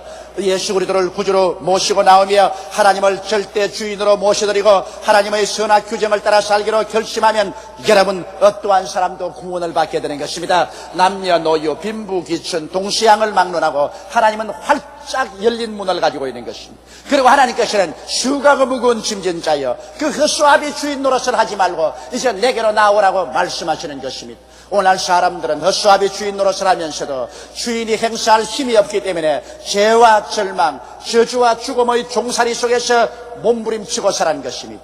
그러나 이제 하나님께서는 진실로 인간이 지음을 받은 본연의 자세로 돌아오라고 말하는 것입니다. 사람은 사람으로서 지음받은 그 본연의 자세로 돌아가야 되는 것입니다. 사람은 주인이 아닙니다. 하나님 한 분만이 유일하게 주인이신 것이에요. 우리는 하나님을 섬기기 위해서 만들어놓은 종에 불과한 것입니다. 그러나 우리 하나님은 참으로 좋으신 주인 하나님이라는 것을 우리는 깨달아야만 하는 것입니다. 하나님은 나쁜 주인 하나님이 아니십니다. 하나님은 무서운 주인 하나님이 아니신 것입니다. 하나님은 우리를 사랑하시는 위대하고 아름답고 좋은 주인 하나님이신 것입니다. 그러므로 하나님은 우리를 친자식처럼 사랑합니다. 여러분, 우리는 종이지만은 하나님께서는 종으로 취급하지 아니하시고 친자식처럼 하나님께서는 우리를 깊이 사랑하시고 돌봐주시기를 원하시는 것입니다. 그러므로 우리는 하나님을 따르는 자녀 종들로서 하나님은 우리를 책임져 주십니다. 우리는 자녀는 자녀지만은 종입니다. 자녀 종인 것입니다. 우리 마음대로 좋고 하자는 것을 결정해 생할 수가 없습니다. 내 멋대로 살 수 없어요. 우리는 오직 하나님의 선악을 따라서 결정한 것을 따라서 사는 것입니다. 이러므로 우리는 자녀이면서 또한 종으로서 하나님께 순종해야 될 자녀 종들인 것입니다. 우리가 자녀 종들로서 하나님을 따르면 하나님께서 우리를 위해서 모든 것을 책임져 주시는 것입니다. 종이 주인을 책임지지 아니하고 주인이 종을 책임져 주십니다. 오늘 우리는 주인 행세를 하고 살았기 때문에 하나님은 우리를 도와줄 수 없습니다. 왜? 자기 스스로 주인 행세를 하고 하나님을 떠나버렸는데 하나님이 어떻게 도와줍니까? 그러나 회개하고 이제 자녀로서 종으로서 하나님 품에 안겨서 돌아오게 되면 우리 하나님께서는 우리의 주인이시기 때문에 자녀 종인 우리들을 책임져 주시는 것입니다. 무엇을 먹을까, 무엇을 입을까, 무엇을 마실까, 어떻게 살고, 이 모든 것을 하나님은 우리를 위해서 책임져 주십니다. 그러므로 너희는 내게 부르짖어라. 내가 내게 응답하겠고 크고 비밀한 일을 내게 보여주리라고 말씀하시는 것입니다. 무엇이든지 내 이름으로 내게 구하면 내가 시행하리니, 예수께서 그와 같이 말씀하십니다. 왜냐하면 우리는 자녀 종이기 때문에 종이 필요한 것은 주인이 책임져 주시는 것입니다. 우리 하나님께서는 책임질 수 없는 하나님이 아니십니다. 하나님은 전지하시고 전능하시고 무소부지하십니다. 하나님의 권능은 한이 없어서 우리 아버지께 성취하지 못할 일이 아무것도 없는 것입니다. 그러므로 우리의 쓰라린 가슴을 안고 하나님께 나와서 회개하고 우리 마음의 고통을 하나님께 구하면 하나님께서는 책임져 주시는 것입니다. 여러분, 하나님께서는 우리를 위하여 천국까지 예비해 놓으셨습니다. 하나님께서 눈물과 근심과 탄식과 이별하는 것이나 고하는 것이나 앓는 것이나 죽는 것이 없는 천국까지라도 자기의 자녀 종들을 위해서 예비해 놓았는데, 이 하나님은 얼마나 좋은 하나님이 아니십니까? 그러므로 천지를 지으시고 에덴을 예비하시던 주인 하나님께서도 오늘날 또 자기를 믿고 따르는 자녀 종들을 위하여 금세와 내세를 위해서 예비해 놓으신 것입니다. 성경에는 하나님이 자기를 사랑하는 자를 위해서 예비해 놓은 모든 것을 눈으로 보지 못하고 귀로 듣지 못하고 마음으로도 깨닫지 못했다고 같음이라고 말씀하셨습니다. 하나님이 우리 위해서 예비한 것이 얼마나 놀랍고 인간의 기대치 이상이기 때문에 인간은 눈으로 보지 못하고 귀로 듣지 못하고 마음으로도 깨닫지 못하고 있습니다. 그러나 하나님은 하나님을 사랑하는 자, 곧 그 뜻대로 부르심을 입은 자들에게는 모든 것이 합동하여 선이 이루도록 예비해 놓고 계신 것입니다. 그러므로 하나님은 책임져 주시는 좋으신 주인 아버지이신 것입니다. 우리 개인이나 우리 민족이나 세계 인류가 참으로 살아갈 길은 주인 하나님께로 돌아가는 길밖에 없는 것입니다. 주인 하나님께 자녀 종으로서 돌아가는 길밖에 없는 것입니다. 그리고 하나님을 경외하고 믿고 순종할 때 하나님께서는 우리의 모든 문제를 해결해 주시고, 하나님은 두 손을 활짝 펴서 우리를 품어주시며 우리의 영혼이 잘됨같이 범사가 잘되며 강건하고 생명을 얻되 넘치게 얻도록 돌보아 주시는 것입니다. 사랑하시는 형제 자매 여러분, 그러므로 어설프고 어리석은 그 수압이 주인 노릇을 오늘 집어치워버리고 그 모든 엉터리 가면을 벗어버리고 천지를 지으신 하나님 앞에 우리 주 예수 그리스도의 십자가 보혈을 통하여 겸허하게 나와서 순복하는 여러분 되시기를 주의 이름으로 축원합니다. 우리 스스로가 선악을 분별하지 말고 하나님이 이미 정해놓으신 선악의 규범을 쫓아서 순종하고 믿음으로 살아갈 때 내일은 오늘보다, 다음 달은 금번달보다, 명년은 금년보다, 영원한 미래는 오늘날보다 더 희망차고 찬란하며 소망이 넘치고 영광이 가득한 삶을 가질 수 있게 될 것입니다. 다 같이 고개 숙여 기도드리겠습니다. 전능하시고 거룩하신 우리 아버지 하나님, 하나님은 사람이 온 지면에 흩어져 사는 것이 좋다고 했는데, 노아 홍수 이후로 노아의 후손들은 흩어짐을 면하고 하늘에 쌓는 바벨탑을 쌓고 함께 모여 사는 것이 좋다고 하므로 하나님의 뜻의 정면으로 거부했습니다. 내 아버지 하나님께서 누가 주인이고 누가 종인지 분간할 수가 없습니다. 그래서 하나님은 진노하셔 내려와서 그 바벨탑을 허물어뜨리고 말았었습니다. 강제로 온 지구로 흩어버렸었습니다.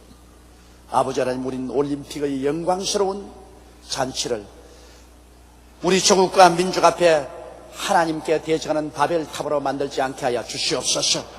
우리 한국 민족이나 국가나 우리 성도들이 더욱더욱 하나님이 주신 좋은 것을 받아들였으니 감사하고, 우리 민족 앞에 하나님의 뜻을 받아들여서 기쁘게 순복하는 우리들이 되게 도와주옵소서.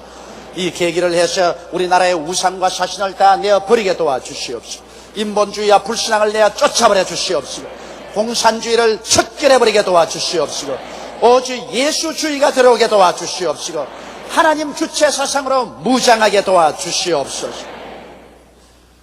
내 아버지 하나님이시여, 우리는 우주의 주인 되신 하나님께 끝까지 순종하는 자녀 종으로서의 삶을 살고 하나님의 품에 안겨서 하나님이 예비하신 그 은혜 속에 들어가서 사는 우리들이 되게 도와주옵소서.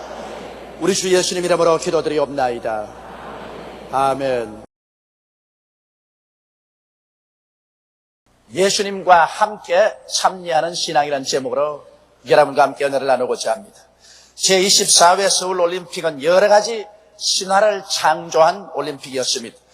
특히 제 개인에게는 이 올림픽이 신앙의 깊은 계시를 받는 한 동기도 되었었습니다. 이번 올림픽에서는 동서가서로 이념과 주의를 뛰어넘어 하나로 화합한 것은 획기적인 것입니다만 기록면에서도 올림픽 및 세계 신기록이 쏟아진 대회였었습니다. 그 무엇보다도 우리나라가 메달 획득에서 세계 제4위의 체육 강국으로 부상하게 되어 우리 국민의 자부심도 대단하고 마음에 흐뭇하기 그지 없습니다. 우리 선수들이 한 개씩 메달을 딸 때마다 우리 국민은 열광하였고 실제로 자기 자신이 메달을 딴 기분이었었습니다. 실상 우리 선수들이 딴 메달은 우리 국민이 함께 딴 메달이었고 우리 선수들이 잃은 메달은 우리 국민이 함께 잃은 메달이었었습니다. 외국인들도 우리 선수 개인이 딴 메달을 한국이 메달을 땄다고 말했지 그 한 사람 선수가 메달을 땄다고 말하진 않았었습니다. 그러므로 이번 올림픽에서 우리 선수와 국민은 일체였고 그 승리와 패배에 함께 참여한 것입니다. 바로 이 사실이 제게 깊은 감명을 주었다는 것입니다. 왜냐하면 지금부터 2000여 년 전 예수님께서 사람으로 이 세상에 태어나셨을 때 예수님은 타락하여 절망에 처한 인류를 구원하기 위한 우리들의 대표 참피언으로서 오신 것입니다. 예수님은 바로 우리들의 구원의 올림픽 선수였었어요. 그러므로 예수님의 성공과 실패는 바로 우리 인류의 성공과 실패와 일체가 된 것입니다. 예수님은 우리 인류를 대표한 선수로서 예수님과 우리는 승리와 패배에서 일체가 된 것입니다. 그러므로 예수님의 이김은 나의 이김이요 우리 인류의 이김인 것입니다. 우리 인류 구원의 올림픽에서 우리들의 선수 예수님과 함께 참여하는 자가 되었다는 것입니다. 그러면 이제 예수님께서 우리를 대표하여 따내신 메달이 무엇인지 우리 한번 알아봐야 되겠습니다. 오늘날 우리 국가대표 선수가 딴 메달은 우리 국민이 함께 딴 메달이요 우리 한 사람 한 사람이 동참한 메달인데 예수님이 인류를 대표해서 딴 메달은 바로 우리 인류가 동참하는 메달이요 우리 한 사람 한 사람이 함께 나누는 승리의 메달인 것입니다. 첫째로 우리 예수께서는 죄값의 청산과 죄에 대한 승리의 메달을 따셨습니다. 아담과 하와가 하나님을 반역하고 죄를 짓고 쫓겨난 이후로 모든 인생들은 태어날 때부터 죄인의 자식으로 태어났었습니다. 그러므로 인간은 원죄의 무거운 굴레 밑에서 태어났고 그 원죄의 뿌리에서 발생하는 수많은 자범죄를 짓고 태어났었습니다. 그러므로 사람들은 모두 다 죄인의 자식이요 죄인을 지은 죄인들인 것입니다. 그러므로 성경은 말씀하기를 모든 사람이 죄를 범하였으니 하나님의 영광에 이르지 못한다고 말했습니다. 죄의 값은 사망이라고 말했었습니다. 모든 사람이 다 죄를 짓고 죄의 값을 지불해야 되기 때문에 죄하고 경쟁해서 이길 자가 아무도 없습니다. 죄 앞에 초계와 같은 인생이 되고 마는 것입니다. 아무도 우리 인생을 이 죄에서 놓아줄 자가 없습니다. 어떠한 종교도 철학도 제사의식도 죄 대결에서 이길 수 있는 인간을 만든 적은 없습니다. 그런데 2000년 전에 하나님께서 예수 그리스도를 이 땅에 보내셨습니다. 죄 없이 태어나게 하시고 이 땅에서 죄 없이 33년을 사셨습니다. 그러므로 우리 사람으로 오셔서 인류의 대표 선수로서 죄악과 싸움에 나가셨습니다. 예수님께서는 자원하셔 십자가에 올라가셔서 인류를 대표하여 하나님 앞에서 우리의 모든 죄악을 몸짓고 피를 흘려 다 청산하시고 십자가에서 죄의 세력을 주님께서 박멸시키셨습니다. 이러므로 주님께서 십자가에서 죄에 대해 승리하시고 죄의 권세를 모두 다 격파하고 승리한 것입니다. 이러기 때문에 십자가를 통해서 주님은 죄악에 대한 승리의 금메달을 우리 인류를 위해서 따주신 것입니다. 로마서 8장 1절로 2절에 보면 그러므로 이제 그리스도 예수 안에 있는 자에게는 결코 정죄함이 없나니 이는 그리스도 예수 안에 있는 생명의 성령의 법이 죄와 사망의 법에서 너를 해방하였음이라고 말씀하고 있는 것입니다. 예수 그리스도는 십자가를 통해서 죄악을 청산하는 금메달을 따실 뿐 아니라 죄의 세력을 격파하고 죄의 힘을 무너뜨린 승리의 금메달을 땄습니다. 예수님께서는 우리 인류의 대표 선수로서 우리를 대표해서 금메달을 땄기 때문에 이 금메달은 여러분과 제가 함께 목에 걸고 동참하는 금메달인 것입니다. 이렇기 때문에 오늘 예수를 구주로 모시고 예수 그리스도 안에 들어온 사람은 그리스도와 함께 금메달을 목에 걸은 것입니다. 예수님은 여러분과 나를 위해서 영원히 죄악을 청산했습니다. 영원히 죄의 세력을 뿌리채 뽑아서 파멸시켜버리고 마는 것입니다. 예수님은 진실로 죄와 그 죄의 근원을 이기신 금메달을 따신 것입니다. 여러분 생각해 보십시오. 우리 한국의 대표 선수가 금메달을 딴 것은 우리 한국 민족이 금메달을 딴 것이었습니다. 예수가 우리를 대표해서 십자가에서 승리의 금메달을 딴 것은 바로 여러분과 제가 금메달을 딴 것입니다. 우리가 예수 그리스도와 함께 승리에 동참하는 것입니다. 이러기 때문에 오늘 예수 그리스도를 구주로 모시면 여러분은 모두 다 그리스도와 함께 죄악을 이기고 죄를 다 청산한 승리자가 되어버리고 마는 것입니다. 이 금메달을 예수 그리스도와 함께 오늘 믿음으로 여러분의 목에 걸게 되시기를 주님의 이름으로 축원합니다. 우리 주 예수 그리스도는 자기 자신을 위해서 금메달을 딸 필요가 없었습니다. 왜냐하면 예수님은 죄를 지은 적도 없고 죄를 가진 적도 없기 때문에 죄와 싸워서 금메달을 딸 필요가 없습니다. 오직 예수님은 여러분과 나를 대표한 챔피언으로서 나가서 그 금메달을 따서 여러분과 저희 목에 걸어주신 것입니다. 오늘 그리스도를 통해서 우리는 죄사함과 죄에 대한 승리의 금메달을 목에 걸고 하나님 앞에 환희와 감사를 가지고 나아가는 우리들이 다 되어야 할 것입니다. 둘째로 예수님이 딴 금메달은 화해의 금메달인 것입니다.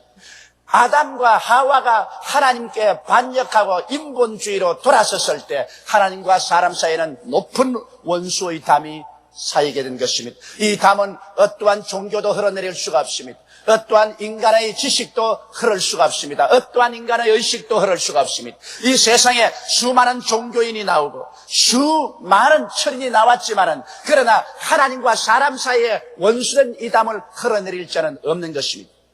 그러나 2000년 전에 예수님께서 십자가에 올라가서 하나님과 우리 사이에 있는 원수된 담을 제낀 것입니다. 예수님께서는 우리의 죄를 대신하고 우리의 반역을 대신해서 하나님께 심판을 받아 그것을 다 지불하면서 한 손은 하나님의 손을 잡고 다른 손은 인류의 손을 잡아 그 보혈로서 화합시켜 놓은 것입니다. 그러므로 그리스도 이외에 하나님과 사람 사이에 화해를 가져올 자는 아무도 없습니다. 어떠한 동방의 의인도 어떠한 소위 재림주도 어떠한 심판 엘리야도 절대로 하나님과 사람 사이에 화목을 가져올 수 있는 힘은 없습니다. 오직 우리 위해서 십자가에서 대신 죽어주신 예수 그리스도의 보혈을 통해서 하나님과 사람 사이에 원수된 담은 흘러내린 것입니다. 이러므로 예수 그리스도는 바로 하나님과 사람 사이에 화목을 가져온 위대한 챔피언의 금메달을 따주신 것입니다.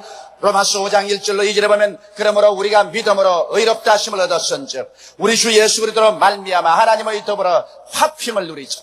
또한 그로 말미암아 우리가 믿음으로 쓰이는 이 은혜에 들어감을 얻었으며 하나님의 영광을 바라고 즐거워하느니라고 말하셨습니다. 하나님 앞에 움츠리고 두려워하고 불안과 공포에 떨며 도망치는 우리들이 이제는 예수 그리스도로 말미암아 하나님과 화평을 이루었으므로 하나님의 사랑이 우리에게 넘쳐나며 하나님의 영광도 우리에게 넘쳐나며 하나님의 품 안에 담대하게 예수 이름으로 나갈 수가 있으며 하나님은 그리스도를 통해서 우리에게 성령을 부어주셔서 성령의 계시적 지식을 통하여 하늘나라를 밝게 할 수 있고 하나님 아버지께 간절한 기도를 드릴 수가 있습니다. 이러므로 그리스도야말로 우리를 위해서 십자가에서 화목의 금메달을 따주신 것입니다.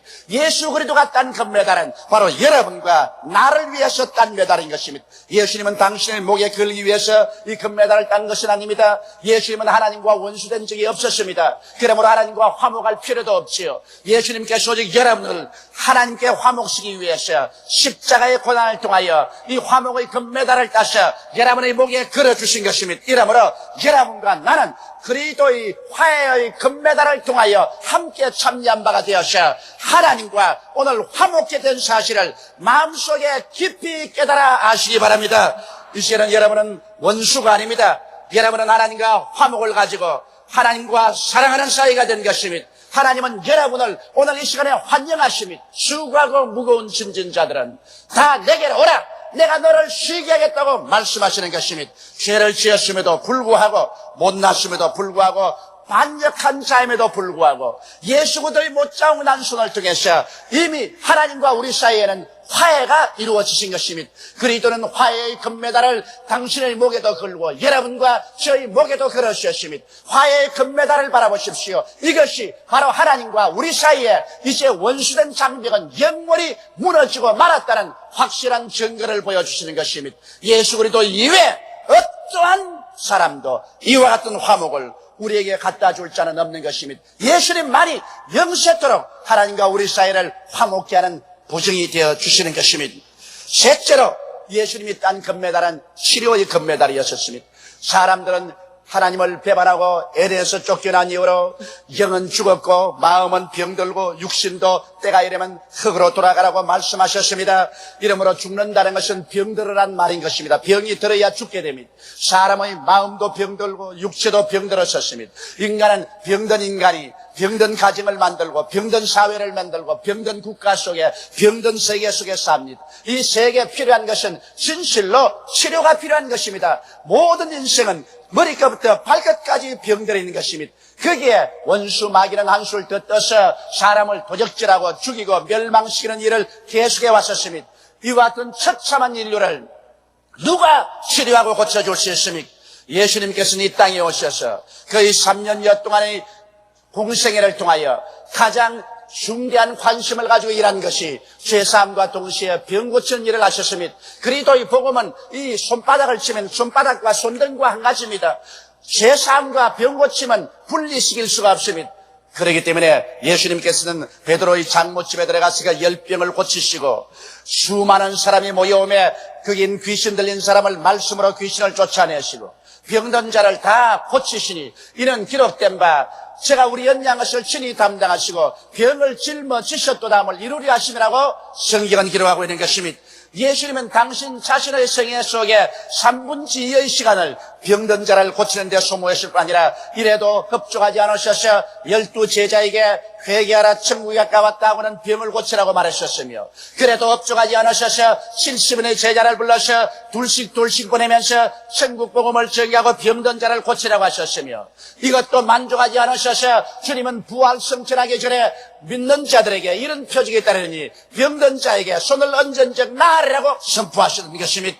이러므로 우리 그리스도의 마음속에 간절한 소원은 마귀를 멸하고 병을 고치는 이 역사를 베푸는 것입니다. 그렇기 때문에 주님께서 친히 십자가에 올라가실 때 우리 연약한 것을 친히 담당하시고 병을 짊어지고 가셨습니다. 성경은 말씀하기를 제가 채찍에 맞으심으로 너희가 나음을 입었다고 말씀하신 것입니다. 이러므로 예수께서는 마귀와 병에 대한 승리의 금메달을 따신 것입니다. 예수께서 내가 다 이루었다고 말씀하실 때 연약과 질병의 채무를 다 지불하시고 마귀의 권세를 십자가에서 철폐하심으로 승리의 금메달을 따주신 것입니다. 이러므로 오늘날 원수 마귀는 여러분 우리에게 아무런 큰 소리 할 자격이 없습니다. 골로새서 2장 15절에 정사와 권세를 벗어버려 밝히 드러내시고 십자가로 승리하시느라고 말한 것입니다. 마귀의 정사와 권세 무장 해제시켜버리시고 예수님은 십자가로 밝히 승리하신 것입니다. 예수님 자신을 위해서 승리할 필요는 없습니다. 예수님은 마귀에게 대적이 된 적이 없습니다. 예수님은 창조주이기 때문인 것입니다. 사람으로 오셔서 여러분과 나를 대신해서 우리의 올림픽 챔피언으로서 마귀와 싸워 마귀의 무장을 해제시키고 승리했기 때문에 예수 승리는 바로 여러분과 나의 승리인 것입니다. 이러므로 예수 그리스도를 통해서 우리는 함께 마귀를 멸하고 질병을 멸해버렸습니다. 예수님은 치료의 금메달을 따셨습니다. 이미 이기셨습니다. 그리고 이 치료의 금메달을 예수 이름으로 오는 우리의 목에 오늘날 걸어주시는 것입니다. 이러기 때문에 우리는 그리스도 안에서 이미 마귀를 이겼으며 그리스도 안에서 질병과 연약을 이미 이긴 우리들인 것입니다. 여러분 목에 그리스도 이름으로 걸려있는 금메달을 바라보시기 바랍니다. 예수님은 이미 이기셨습니다. 예수님은 챔피언인 것입니다. 그리고 여러분과 나는 예수 그리스도의 승리에 함께 참여하는 챔피언들이 된 것입니다. 넷째로 우리 주 예수 그리스도께서는 저주에 대한 승리의 금메달을 따셨습니다. 저주란 무서운 것입니다. 아담과 하와가 하나님이 예비한 동산에서 쫓겨났었습니다. 저주가 와서 하나님의 예비한 것을 다 빼앗아갔습니다. 여러분, 저주라는 것은 하나님의 도움을 전혀 받지 못한 상태를 저주라고 말합니다. 가시와 은극기가 가는 곳마다 났었습니다. 이마에 땀이 흘려야 먹고 살며 고통은 끝없이 다가왔습니다. 그러므로 인류에 있어서 오늘날 고통은 피할 수 없는 상황에 처하게 된 것입니다. 이와 같은 저주에서 누가 우리를 놓여나게 할 수 있는 것입니까? 인간의 과학과 지식의 발전도 저주에서 인류를 해방시켜주는 못했었습니다. 사람들마다 가슴이 피투성이가 되어 살아가고 있습니다. 예수께서 오셔서 우리를 대신하여 싸워서 저주를 제하고 아브라함의 축복의 메달을 따주신 것입니다. 갈라디아서 3장 13절에 그리스도께서 우리를 위하여 저주를 받아서 율법의 저주에서 우리를 속량하였으니 이는 기록된 바 나무에 달린 자마다 저주 아래 있는 자라 했습니다. 이는 그리스도 예수 안에서 아브라함의 복이 이방인에게 미치게 하고 성령으로 믿음으로 성령을 선물로 받게 하려 했음이라고 말씀하신 것입니다. 이러므로 예수 그리스도를 통해서 바로 저주는 실패되고 아브라함의 축복이라는 금메달을 예수님이 획득한 것입니다. 그러므로 예수께서는 오늘날 아브라함의 축복이라는 승리의 금메달을 오늘 예수 이름으로 나오는 사람의 목에 걸어주시는 것입니다. 여러분의 생활 속에 저주는 그리스도로 말미암아 제껴지고 여러분의 목에는 아브라함의 축복이란 금메달이 지금 걸려져 있다는 사실을 아시기 바랍니다. 오늘 너무나 많은 사람들이 그리스도가 승리해서 아브라함의 축복의 금메달을 목에 걸어주었음에도 불구하고 그 금메달은 바라보지 아니하고 계속 마음이 부정적이 되어서 나는 못한다, 나는 안 된다, 나는 할 수 없다, 나는 절망이라는 저주의 생각 속에 살고 있는 사람 많습니다. 여러분의 머릿속에 저주의 가시와 은극기를 제껴버리고 오늘 아브라함의 축복의 금메달을 목에 걸고 일어나셔 승리의 함성을 부르며 나아가게 되시기를 주님의 이름으로 축원합니다. 예수님은 여러분과 저를 대신해서 십자가에서 아브라함의 축복의 금메달을 따주신 것입니다. 만일 이 금메달을 우리가 내동댕이 쳐버리고 우리의 목에 걸고 생활하지 않는다면 그리스도의 고통을 헛되게 하고 마는 것입니다. 예수님은 여러분 모두가 다 아브라함의 축복의 금메달을 목에 걸고 기쁨과 찬미의 노래를 부르면서 살아가기를 원하고 계신 것입니다. 다섯 번째로 예수님은 영생 부활의 금메달을 땄습니다. 사람은 죽고 나면 다시 살 수 있을까요? 이것이 인류 태초부터 물어온 질문인 것입니다. 나무는 죽거나 봄이 되면 다시 새싹이라고, 풀은 마르나 봄이 되면 다시 새싹이 돋아오르는데 사람은 죽고 나면 소식이 없습니다. 사람은 과연 죽고 다시 살 수 있을까요? 인류의 역사 이후로 사망과 싸워서 이긴 사람은 없습니다. 석가도 좋은 종교는 가져왔지만 사망과 싸워서 일어나지 못했습니다. 공자도 좋은 윤리와 도덕은 주셨지만 사망과 싸워서 일어나지 못했습니다.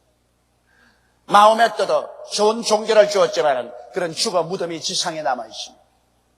아무도 사망과 싸워서 금메달을 딴 분은 없습니다. 그러나 우리 주 예수께서는 오셔서 십자가에서 못 박여 죽으시고 무덤에 들어간 지 사흘 만에 사망을 절피하고 무덤을 해치고 부활하심으로 사망에 이긴 금메달을 따시고 말하신 것입니다.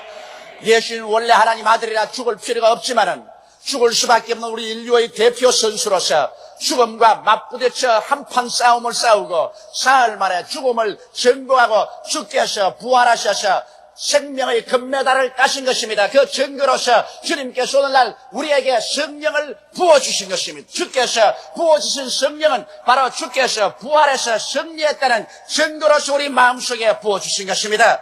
이러므로 이제는 사망은 우리에게 아무런 힘이 없습니다. 바울 선생이 말하는 것처럼 사망아 너희 이기는 것이 어디느냐, 사망아 너희 쏘는 것이 어디느냐. 우리는 사망을 신란하고 비웃을 수가 있습니다. 왜냐하면 예수께서 싸우신 것은 우리를 위해서 대표 선수로 싸운 것이요, 예수님이 따놓은 부활의 금메달은 바로 여러분과 나의 목에 걸어주는 금메달인 것입니다. 그렇기 때문에 우리가 예수 그리스도를 구주로 모시고 주님께 나오면 주님께서는 이 부활의 금메달을 여러분과 나의 목에 걸어주시는 것입니다. 나는 부활이요 생명이니 나를 믿는 자는 죽어도 살겠고 살아서 나를 믿는 자는 영원히 죽음을 보지 아니할 것이라고 주님께서는 말씀하시는 것입니다. 그러므로 오늘 예수를 믿는 사람들은 육신 속에 살아서 육신의 장막집이 허물어지더라도 조금도 두려워하지 않습니다. 바울 선생이 말한 것처럼 육신의 장막집이 무너지면 손으로 짓지 않은 영원한 집이 우리에게 있는 줄 우리는 확실히 알고 있습니다. 예수께서 얼마나 확실히 승리하시기에 너희는 마음에 근심하지 말라. 하나님을 믿으니 또 나를 믿어라. 내 아버지 집에 있을 곳이 많도다. 그렇지 않으면 너희에게 일렀으리라. 내가 너희를 위하여 처소를 예비하러 가노니 가서 처소를 예비하면 다시 와서 나 있는 곳에 너희도 함께 있게 하겠다고 약속하신 것입니다. 이러므로 오늘 예수를 믿는 사람은 남녀 노유 빈부 귀천을 할 것 없이 부활의 금메달을 우리의 목에 걸게 되는 것입니다. 예수님 때문에 예수님과 함께 이 승리에 동참하는 것입니다. 성경은 에베소서 2장에 이 사실을 얼마나 뚜렷이 말하고 있지 않습니까? 허물과 죄로 죽은 우리를 그리스도와 함께 살리시고 우리가 은혜로 구원을 얻은 것이라 또 함께 일으키사 하늘 보좌 우편에 함께 앉히셨다고 말한 것입니다. 그리스도의 승리의 금메달은 여러분과 내가 함께 참여하기 위한 것입니다. 이러므로 지난 올림픽에 우리 대표 선수들과 우리들은 승부의 일체가 되어 함께 참여한 것처럼 그리스도의 십자가 고난과 승리에 우리는 믿음으로 일체가 되어 함께 참여한 바가 되었습니다. 고생은 예수님께서 하셨으나 영광은 우리가 참여하게 되는 것입니다. 올림픽 선수가 금메달 하나 따기 위해서 얼마나 뼈를 깎는 고생을 했었습니까? 올림픽 초원에 들어가서 500여일 작전에 돌입해서 그 고통을 참지 못한 사람은 스스로 보찜을 사고 떠나간 사람도 많이 있습니다. 그러나 각고의 결심으로 온갖 고통을 감내하고 그는 올림픽 대회에 나가서 금메달을 땄습니다. 그가 딴 금메달은 우리 국민을 위해서 딴 것이요, 우리 국민이 딴 것이요, 우리 국가가 딴 것입니다. 세계 만국은 우리를 보고 어떠한 특징이 금메달을 땄다고 말하지 않고 한국이 금메달 땄다 그렇게 말하는 것입니다. 이러므로 여러분 그 금메달은 한국의 금메달이요 한국인의 금메달인 것처럼 예수님께서 십자가를 걸머지시고 양손과 양발에 대못이 박혀서 피를 흘리시고 고통을 당하셔서 모든 부정적인 세력과 싸워 이겨놓은 것은 바로 여러분과 나를 위해서 그렇게 한 것이요 이것은 인류의 승리요 인류의 영광인 것입니다. 우리 주 예수 그리스도는 그 십자가를 통하여 여러분과 나에게 금메달 5개를 달아주어서 우리들은 모두 예수 그리스도를 통하여 오간 왕들이 되어버린 것입니다. 죄에 대해서 이긴 금메달이 목에 걸려있으며 하나님과 화목된 금메달이 목에 걸려있습니다. 모든 원수 마귀와 질병을 이겨버린 치료의 금메달이 목에 달려있으며 아브라함의 축복의 금메달도 목에 달려있으며 이제 부활 영생의 금메달도 목에 달려있는 것입니다. 여러분은 모두 다 오관왕이 된 것입니다. 예수를 통해서 목에 주렁주렁 금메달 5개가 달려있다는 사실을 알게 되시기 바랍니다. 오늘날 너무 많은 예수 교인들이 교회 왔다 갔다 하면서 자기의 목에 달려있는 그리스도가 십자가에 피를 흘고 몸을 찢어서 사주신 금메달을 알지 못하고 있는 것입니다. 기독교 신앙이란 하나의 종교적인 행렬이 아닙니다.